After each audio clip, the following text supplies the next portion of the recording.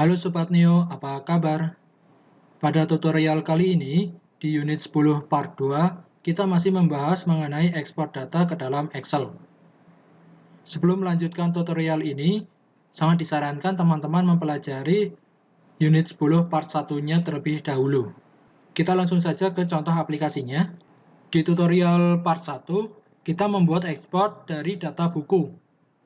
Untuk part 2 ini, kita akan membuat ekspor dari fungsi peminjaman buku. Nah, jadi fungsi peminjaman buku nanti akan kita tambahkan satu button, yaitu button ekspor. Ketika button ini diklik, nanti dia akan download data peminjaman ke dalam bentuk Excel. Kita buka. Kosong ya. Ini kosong karena kita belum memilih tanggalnya. Mungkin kita bisa pilih tanggalnya terlebih dahulu. Jadi misalnya mulai dari bulan Desember, kita ekspor. Kita buka. Nah, ada datanya seperti ini ya. Untuk membuatnya, kita akan menggunakan cara yang lain. Kita langsung saja ke codingannya. Silakan teman-teman buka indeks di fungsi peminjaman. Kita tambahkan satu button, yaitu untuk ekspor. Kita kopikan saja. Untuk href-nya kita hapus. Lalu A-nya ini kita ganti dengan button. Lalu untuk warnanya kita gunakan default. Namanya kita ubah jadi export. Lalu untuk ikonnya kita gunakan adalah download. Jika dilihat ke aplikasi Purpose kita, ke menu peminjaman buku, ini ada satu button yaitu export. Ini buttonnya ada jarak ya. Kita bungkus buttonnya ini menggunakan button group. Kita tambahkan button group setelah H6. Kita gunakan div. Di dalam div kita menggunakan class yaitu btn group. Lalu untuk buttonnya kita cut saja. Kita masukkan ke dalam div-nya. Shift ALTF. Oke, kita save. Kita refresh. Nah, buttonnya sudah rapi ya. Sekarang kita membuat fungsi untuk button export ini. Di button export ini karena menggunakan button, kita menggunakan atribut yaitu onClick. Nama fungsinya adalah export list peminjaman. Seperti ini. Sekarang kita membuat fungsinya di bagian script, kita ke bawah. Ini di sini ya. Kita buat function export list peminjaman. Nah, di export list peminjaman ini ada 3 atribut atau ada 3 variabel yang perlu kita perhatikan. Yang pertama adalah status, kemudian tanggal awal, dan tanggal akhir. Nah, export ini nanti harus menyesuaikan dengan 3 filter ini.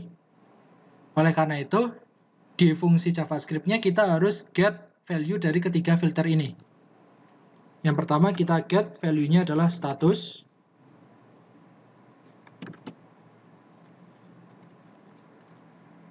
Nama ID statusnya adalah status. Kemudian kita get value menggunakan val. Kita kopikan saja. Yang kedua adalah start date. ID-nya adalah tanggal awal. Lalu yang ketiga adalah end date. ID-nya adalah tanggal akhir. Sekarang kita akses controller menggunakan Windows Location href. Windows Location href. Nah, ini untuk controllernya kita akses menggunakan base URL. Untuk nama controllernya adalah peminjaman. Lalu untuk fungsinya adalah export list peminjaman. Lalu di fungsi ini dia memiliki parameter yaitu status. Lalu yang kedua adalah start date.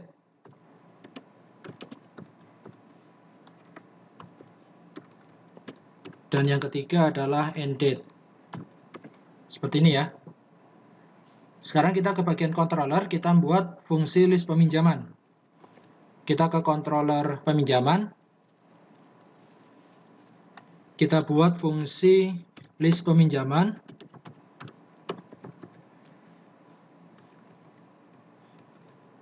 Di mana untuk fungsi ini ada 3 parameter. Yang pertama adalah status, yang kedua adalah tanggal awal atau start date, dan yang ketiga adalah tanggal akhir atau end date.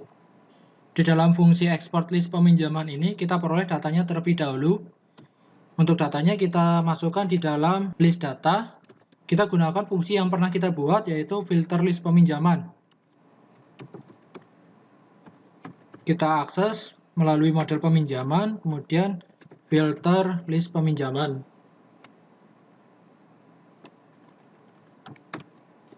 Nah, di dalam filter list peminjaman ini kan ada 3 parameter, yaitu status, tanggal awal, dan tanggal akhir. Kita akan kopikan saja di sini. Oke, di sini kurang dolar ya. Karena PHP kita harus menggunakan dolar. Nah, ini datanya sudah kita peroleh, kita simpan di dalam variabel list data. Sekarang kita buat file Excel-nya.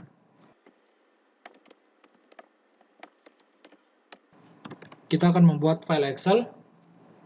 Yang pertama kita buat namanya dulu. File name. File Excel-nya akan kita beri nama adalah export peminjaman.xls. Kemudian kita buat unlink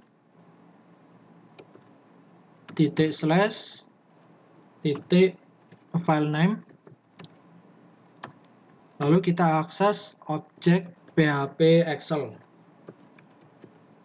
sama dengan new PHP Excel. Nah, untuk library-nya jangan lupa kita panggil di sini di bagian atas.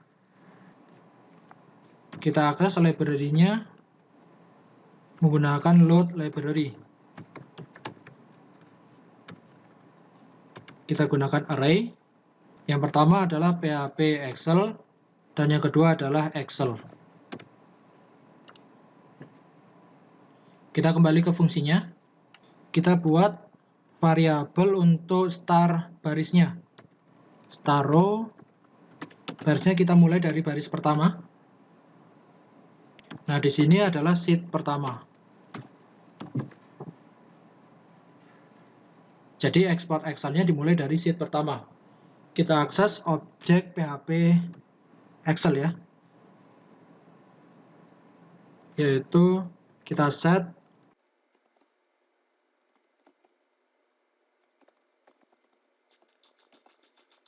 kita set active sheet index-nya 0. Berarti kita memulai dari sheet yang pertama. Selanjutnya kita membuat Excel-nya. Kita gunakan this create Excel, di mana untuk create Excel ini ada 3 parameter, yaitu objek PHP Excel, star row, dan list datanya.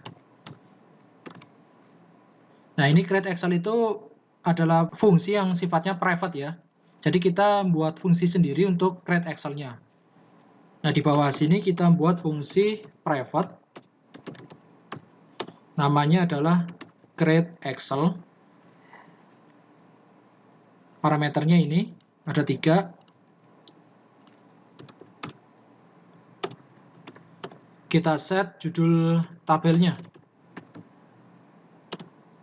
atau header-nya. Untuk setnya kita menggunakan objek PHP Excel get active sheet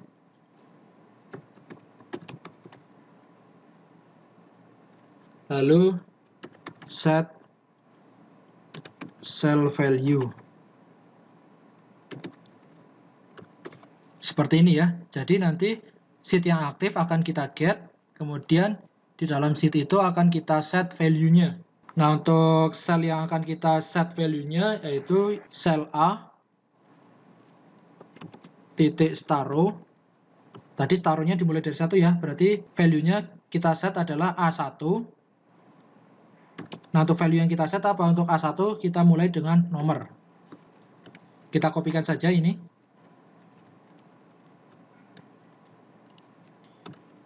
sel B, C, D, E, F, sampai G ya. Nah, yang B ini adalah ID pinjam, yang C adalah nama member, D adalah kode member,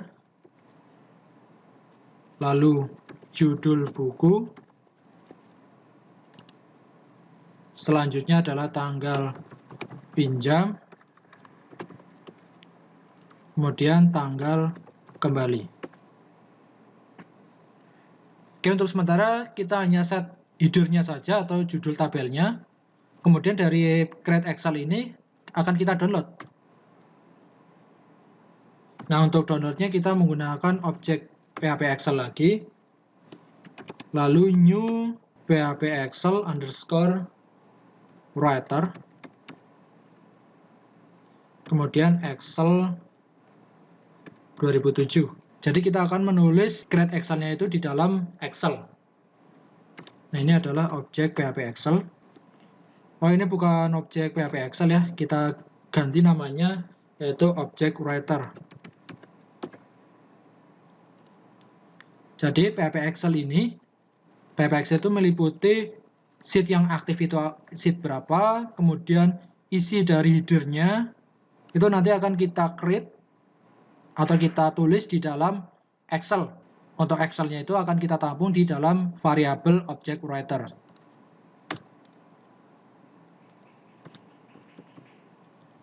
Nah, object writer-nya itu kita save. Kita save dengan nama file name. Kemudian kita download. Redirect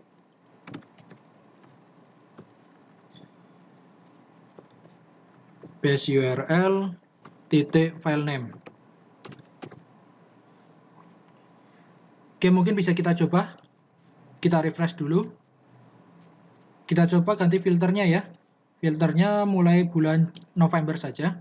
1 November. Nah, seperti ini ya. Berarti harusnya ada 4 list. Coba kita ekspor. Nah, sudah ke download. Kita buka. Yes. Nah, untuk header-nya sudah berhasil kita create. Seperti ini ya.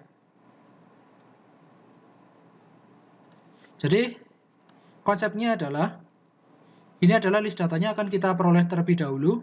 Isi datanya apa, kita tampung di dalam list data.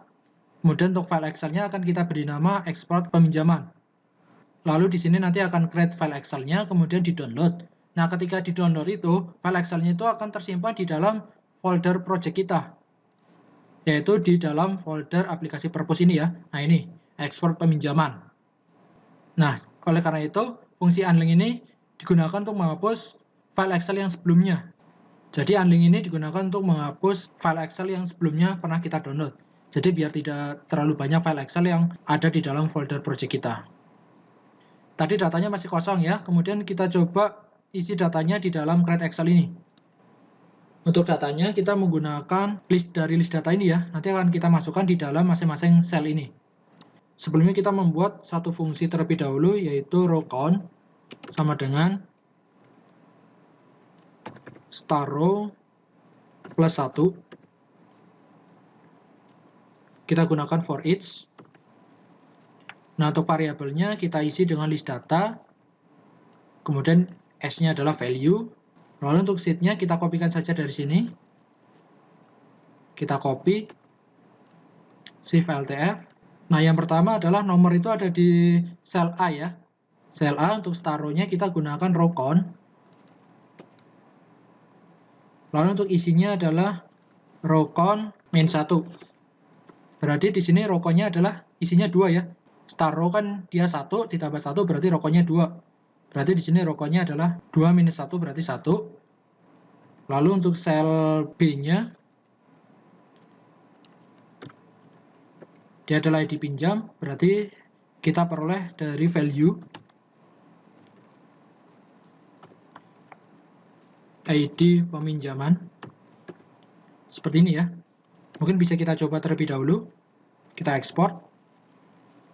Oke, berhasil diperoleh ya. Nah, sudah ada nomor ID peminjaman. Seperti ini ya. Kita lanjutkan. Ini kita kopikan saja. B, C, D, E, F, G. Untuk yang C adalah nama member.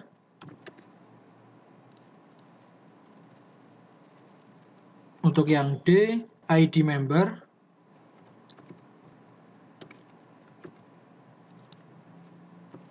E, judul buku. F, tanggal pinjam. Dan G adalah tanggal kembali. Kita save. Sekarang kita coba lagi. Kita refresh. Kemudian kita ekspor. Kita buka. Oke, kenapa datanya masih 1 ya? Di sini datanya masih 1. Oke, yang ke create hanya yang terakhir saja ya, yang anom ini ya, yang 3364. Oke, yang 3364 ya. Dia hanya ke create 1, padahal harusnya isinya ada 4. Oke, coba kita tambahkan di sini adalah row count plus ya. Kita coba lagi. Kita ekspor.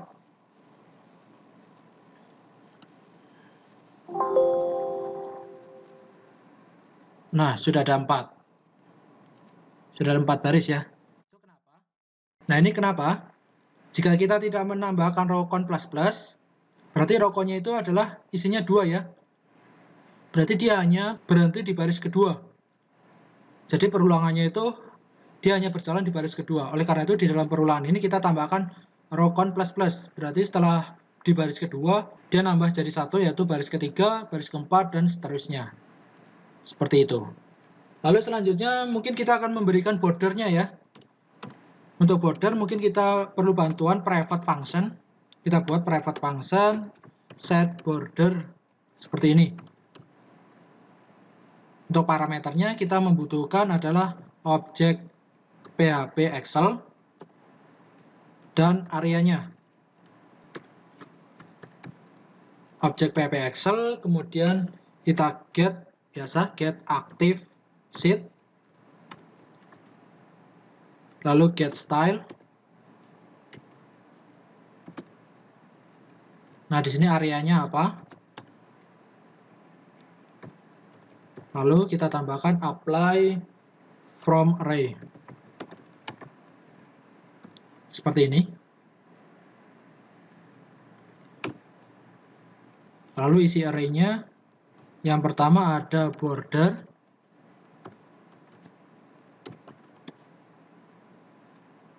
Bordernya juga menggunakan array lagi.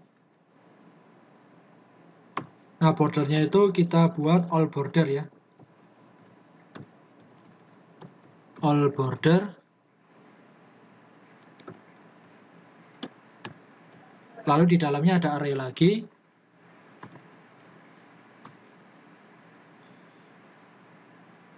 Kemudian kita tambahkan style. Untuk stylenya kita menggunakan PHP Excel style border. Lalu di sini border thin. Oke, seperti ini untuk set bordernya. Kemudian untuk set bordernya ini kita panggil di dalam for each ya, sebelum row count.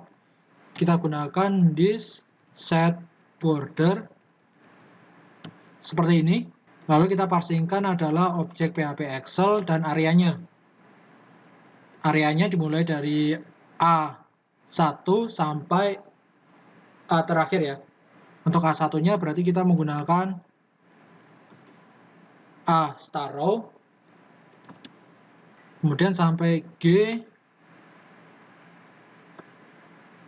titik row count. Oke, seperti ini. Sekarang kita coba lagi.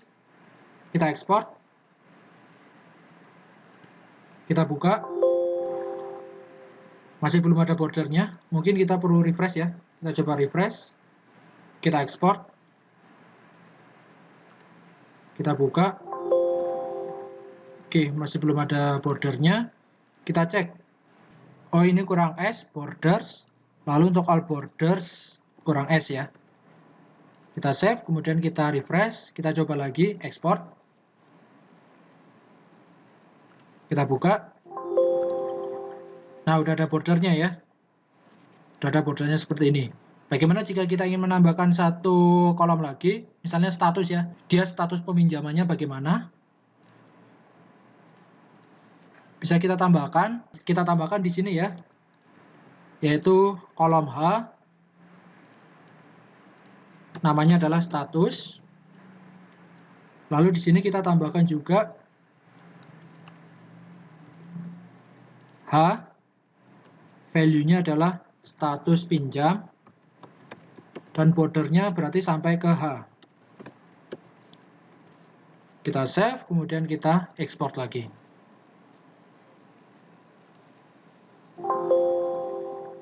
Oke, sudah ada ya. Kolom H berarti sudah ada tambahan statusnya. Sebenarnya untuk jarak masing-masing kolom ini bisa kita set juga. Kemudian untuk lebar kolomnya, lebar selnya, panjangnya itu nanti bisa kita set. Hurufnya seperti apa, bold atau bagaimana juga bisa kita set. Oke, mungkin untuk tutorial export Excel part 2-nya cukup sampai di sini. Semoga tutorial ini bermanfaat dan sampai jumpa di tutorial selanjutnya.